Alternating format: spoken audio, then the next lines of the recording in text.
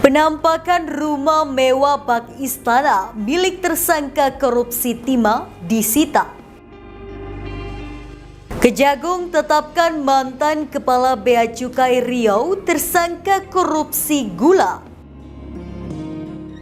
Ketua BPK gancir ketika dicecar soal auditor BPK minta 12 miliar rupiah dalam kasus korupsi SYL. Daftar korupsi yang dilakukan BPK penerima bintang jasa dari Jokowi hingga proyek fiktif jalan tol. Vonis Media akan membahas sejumlah pemberitaan selama sepekan ini, di mana berita yang kami sajikan berskala lokal, nasional, dan internasional. Ulasan tentang persoalan hukum, peristiwa korupsi, pencucian uang, dan kriminal secara umum. Semua kita rangkum dalam program Delik, Deretan Lintas Hukum dan Kriminal.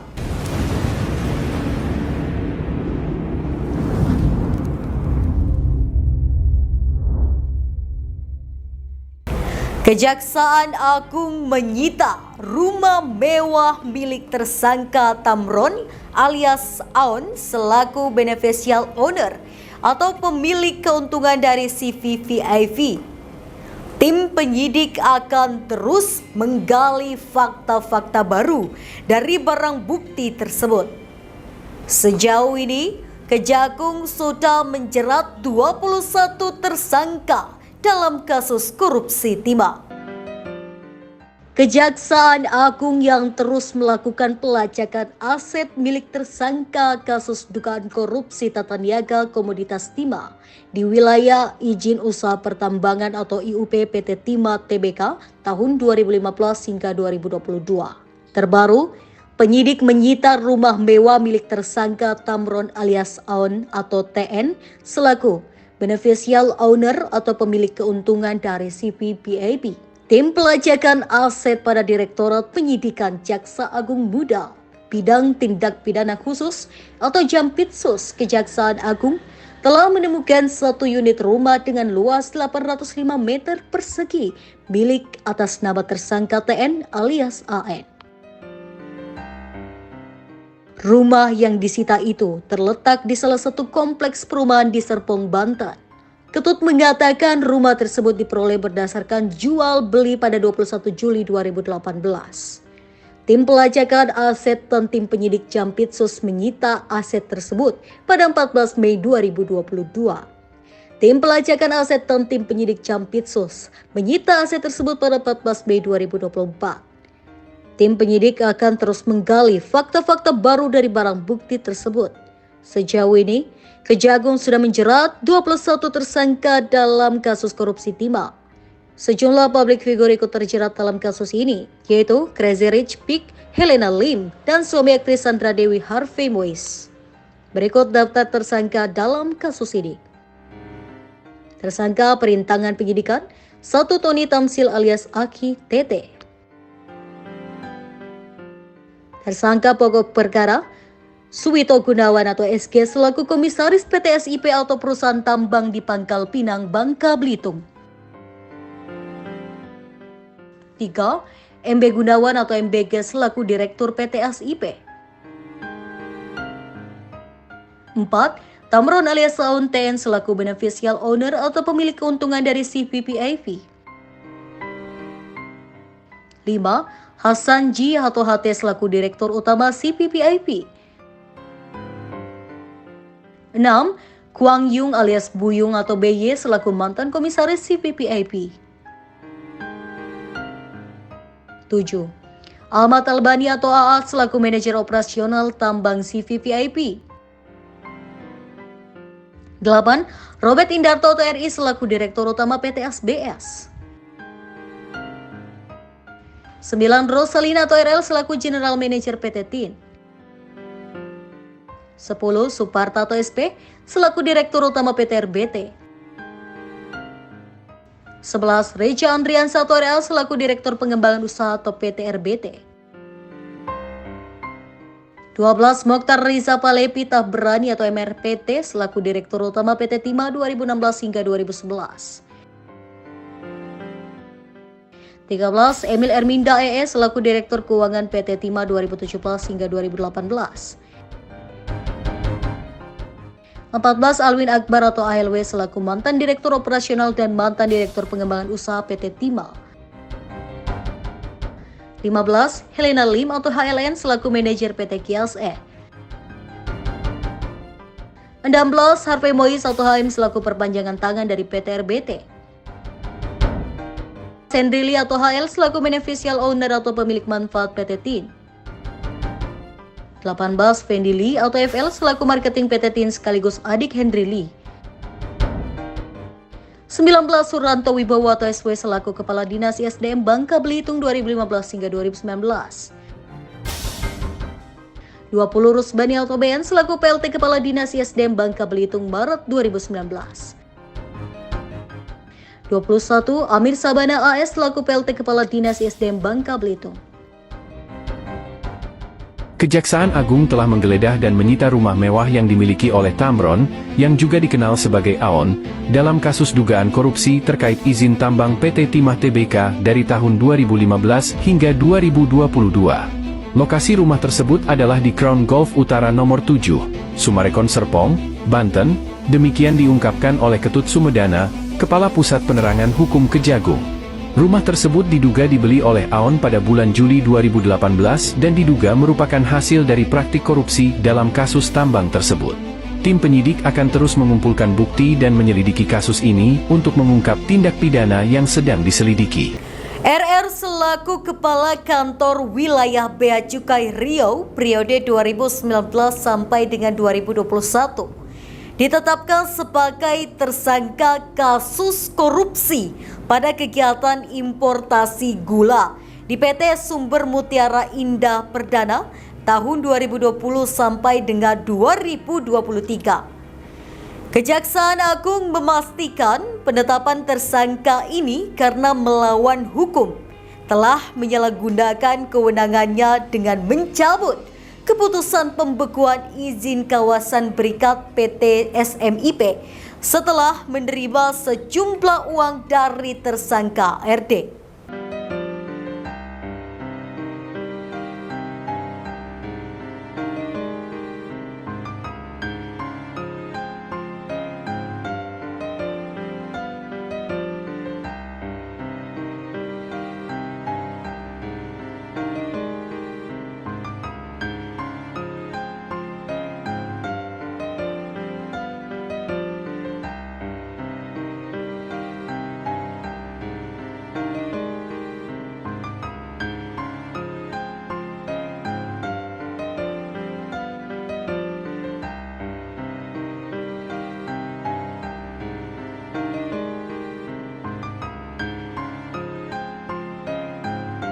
Kejaksaan Agung menetapkan tersangka baru dalam dugaan tindak pidana korupsi pada kegiatan importasi gula PT Sumber Mutiara Indah Perdana atau SMIP tahun 2020 sampai dengan 2023.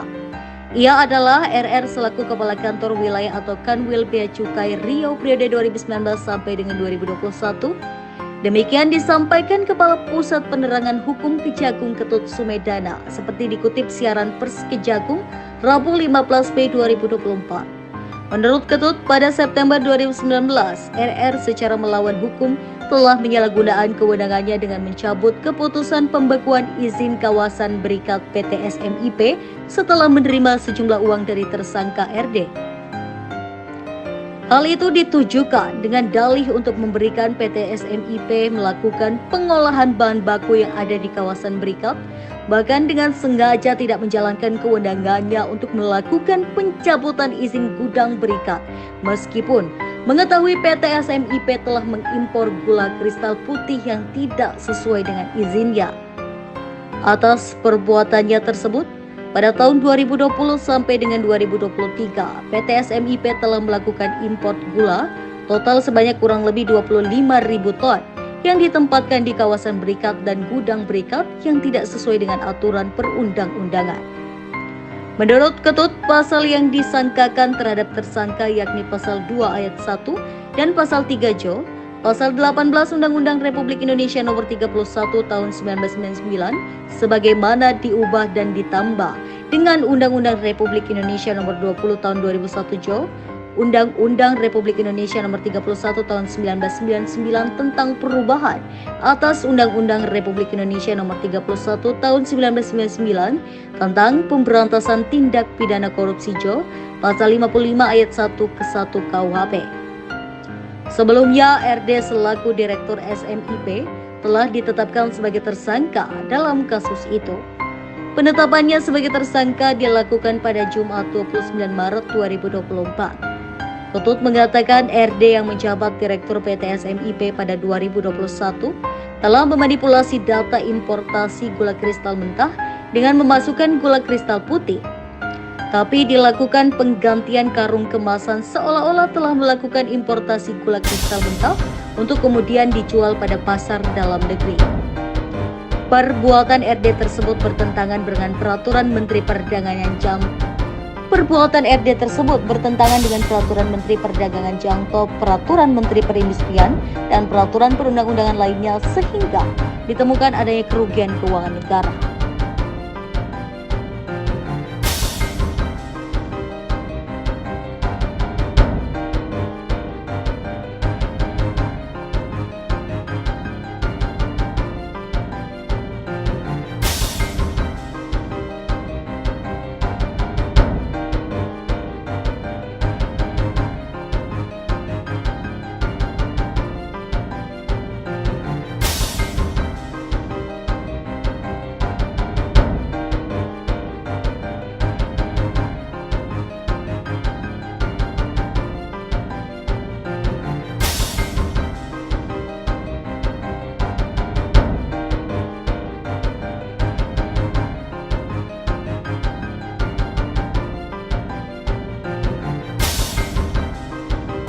Oknum Badan Pemeriksa Keuangan atau BPK disebut meminta uang sebesar 12 miliar rupiah agar Kementan mendapatkan status wajar tanpa pengecualian atau WTP. Ketua Badan Pemeriksa Keuangan atau BPK Ismayatun bungkam saat wartawan mempertanyakan kasus tersebut. Ketua Badan Pemeriksaan Keuangan atau BPK Ismayatun bungkam saat ditanya perihal oknum anak buahnya yang ikut terseret dalam kasus korupsi ex-Menteri Pertanian atau Mentan Syahrul Yassin Limpo atau SYL di lingkungan Kementan. Oknum auditor BPK disebut meminta uang sebesar 12 miliar rupiah agar Kementan mendapatkan status wajar tanpa pengecualian atau WTP. Tampak asisten Ismayatun berusaha menghalangi wartawan yang mengajukan pertanyaan. Ismayatun juga tidak memberi jawaban ketika wartawan bertanya soal seperti apa teknis audit terhadap para auditor BPK. Saat wartawan kembali meminta sedikit komentar, ia tetap diam dan berjalan menuju mobilnya. Ismayatun kemudian masuk ke mobil dan bergegas meninggalkan kompleks Istana Kepresidenan Jakarta. Diberitakan sebelumnya, dalam sidang kasus dugaan pemerasan dan penerimaan gratifikasi di lingkungan Kementan dengan terdakwa mantan Mentan Syahrul Yassin Limpo, terungkap soal aliran dana ke BPK sebesar 5 miliar rupiah untuk bisa mendapatkan opini WTP.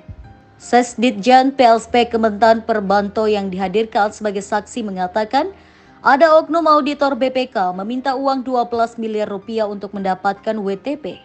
Sebab opini ini terhambat akibat adanya temuan di program Lumbung Pangan Nasional atau Food Estate. Namun Hermanto mengaku tidak mengetahui apakah Kementan langsung memenuhi permintaan tersebut atau tidak. Hanya saja, dia mengatakan berdasarkan informasi yang diperoleh dari ex-direktur Alat dan Mesin Pertanian Kementan, Muhammad Hatta, Kementan hanya memberi 5 miliar rupiah. Kepada jaksa, Hermanto mengaku tidak mengetahui secara detail penyerahan uang miliaran ke BPK tersebut. Hanya saja, oknum auditor BPK itu kerap menagih sisa permintaan yang tidak dipenuhi Kementan. Dalam perkara ini, jaksa KPK menduga SYL menerima uang sebesar 44,5 miliar rupiah hasil memeras anak buah dan direktorat di Kementan untuk kepentingan pribadi dan keluarga. BPK buka suara usai auditornya. Pengembangan lebih jauhnya adalah ketika proses-proses persidangan selesai secara utuh sehingga konfirmasi dari saksi-saksi lain menjadi sebuah fakta hukum.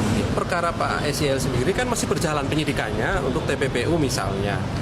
Itu kan masih berjalan. Jadi sangat mungkin kemudian tim penyidik juga memanggil nama-nama orang yang kemudian muncul dalam proses persidangan untuk menelusuri lebih jauh terkait dengan aliran. Ternyata Badan Pemeriksa Keuangan justru banyak melakukan tindak pidana korupsi.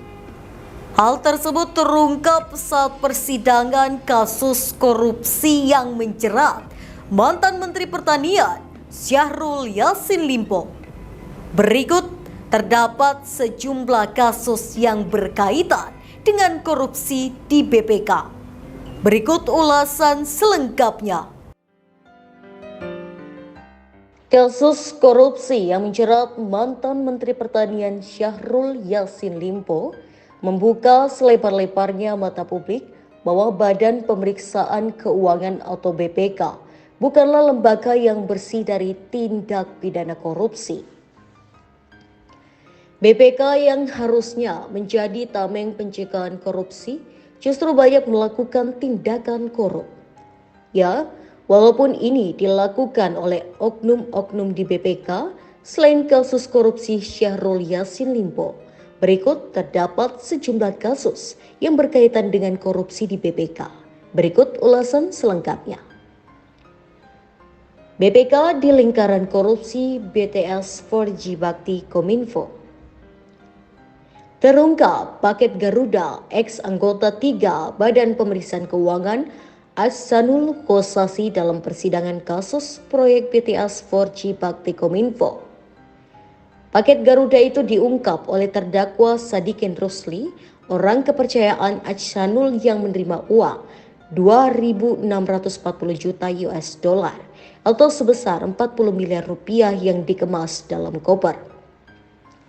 Sadikin menilai paket Garuda yang disampaikan Ahsanul sebagai sebuah sponsor ke klub bola milik Ahsanul sehingga bukan merupakan sandi atau kode. Dia mengatakan adiknya pun juga menaruh sponsor ke klub bola tersebut.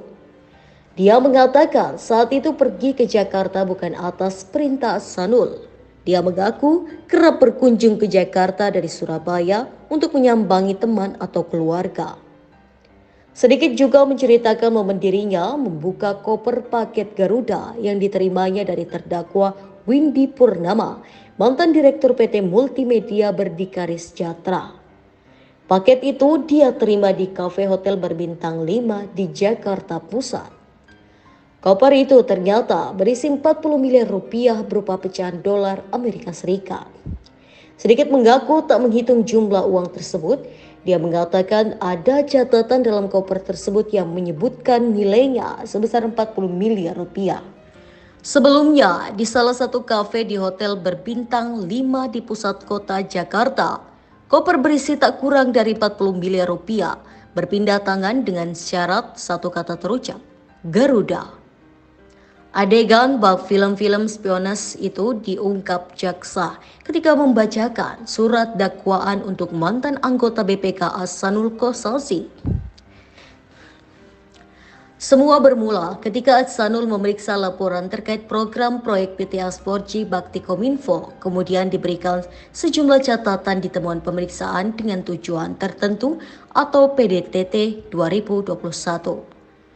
Setelah Kossasi mengeluarkan hasil pemeriksaan atas laporan Bakti Kominfo, dia pun memanggil mantan Dirut Bakti Kominfo Anang Ahmad Latif. Kossasi mengatakan akan ada PDTT lanjutan terhadap proyek BTS, namun dia meminta Anang menyiapkan 40 miliar rupiah. Setelah mendapat perintah dari Ahsanul Kossasi, Anang pun menghubungi mantan Direktur PT Multimedia Berdikari Sejahtera Windy Purnama dan Komisaris PT Solitech Media Sinergi Irwan Hermawan.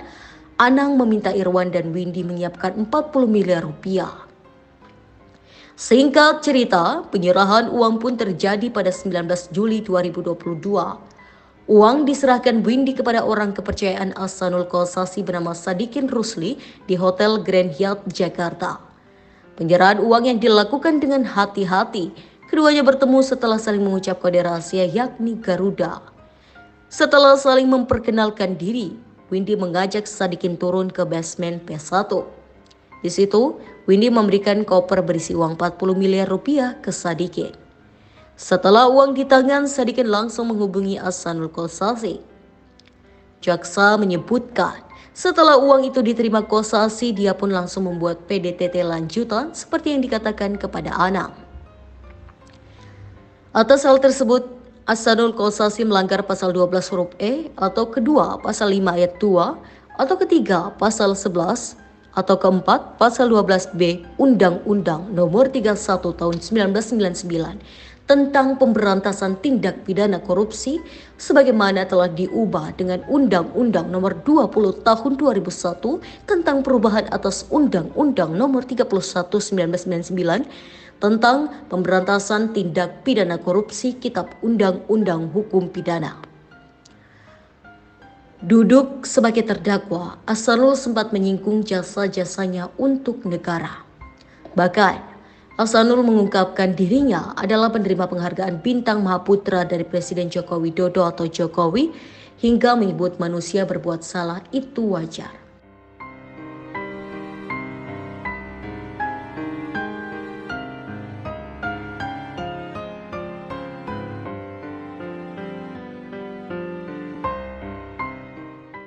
BPK di proyek fiktif Waskita. Direktur Operasional Waskita Beton Preca Sugiharto menyatakan pernah menyiapkan uang 10 miliar rupiah untuk memenuhi permintaan BPK Republik Indonesia. Permintaan itu didasari karena banyak temuan dalam proyek jalan tol layang Jakarta Cimpake atau JAPEK 2 alias Tol MBZ tahun 2016 sampai 2017. Untuk memenuhi permintaan itu, Sugiharto menyampaikan dibuat sejumlah proyek fiktif. Saat itu, ia menjabat sebagai Super Vice President atau SPF Infrastruktur 2 Waskita. Sedangkan yang menjabat Direktur Operasional adalah Bambang Rianto.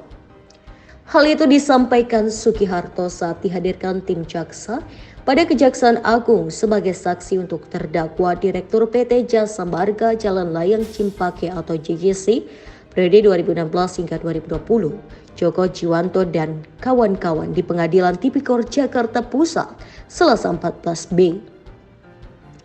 Jaksa kemudian menanyakan pihak yang menginisiasi proyek fiktif tersebut. Sugiharto mengatakan pada saat itu ia diperintahkan oleh atasannya yaitu Bambang Rianto. Selanjutnya, jaksa mengonfirmasi keterangan para saksi di persidangan sebelumnya mengenai sejumlah proyek fiktif lainnya. Jaksa turut mendalami detail temuan-temuan BPK dalam pelaksanaan proyek jalan tol MBZ. Hanya saja, Sugiharto mengaku tidak mengetahui temuan detailnya. Jaksa lantas membeberkan temuan-temuan yang dipermasalahkan BPK. Di antaranya kekurangan mutu beton, slab beton, struktur beton, termasuk kekurangan gerbang gate atau tol yang totalnya adalah kekurangan senilai 76 miliar rupiah. Jaksa kemudian mendalami temuan mengenai kekurangan senilai 76 miliar rupiah itu. Apakah akhirnya dipenuhi atau tidak? Termasuk soal pemenuhan 10 miliar rupiah ke BPK sehingga temuan-temuan itu tidak lagi muncul. Diketahui Joko Dwijono selaku Direktur PT Jasa Marga Jalan Layang Cimpake atau JJC periode 2016 hingga 2020 didakwa merugikan keuangan negara sejumlah 510 miliar rupiah dalam kasus dugaan korupsi pembangunan tol MBZ tahun 2016 hingga 2017.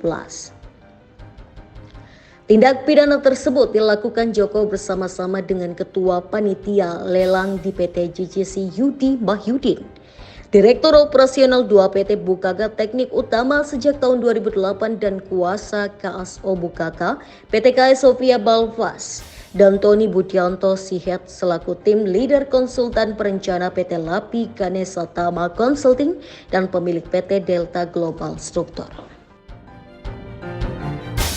Itu tadi informasi penting dan menarik selama sepekan dalam program The Leak. deretan lintas hukum dan kriminal.